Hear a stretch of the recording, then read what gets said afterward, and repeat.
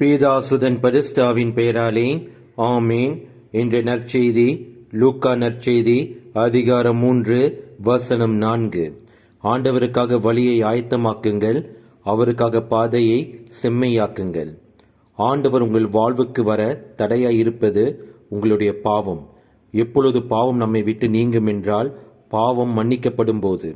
பாவம் மன்னிக்கப்பட வேண்டுமென்றால் முதலில் மனம் மாற வேண்டும். அப்பொழுது ஆண்டவர் இயேசு நம் வாழ்வில் வந்து பாவங்களான பள்ளங்களை எல்லாம் நிரப்பிடுவார். மலை போல உள்ள துன்பங்களை எல்லாம் நீக்கிடுவார். குன்றுகள் போல் உங்கள் வாழ்வில் தடையாய் உள்ள தடைக்கற்கள் எல்லாம் நீக்கிடுவார். கோணலான உங்கள் வாழ்க்கையை நேராக்கிடுவார். கரடுமுரடான உங்கள் வாழ்வில் உள்ளவர்களை நீக்கிடுவார். இயேசுவுக்கே புகழ், மரியே வாழ்க. ஆமேன். வாழ்க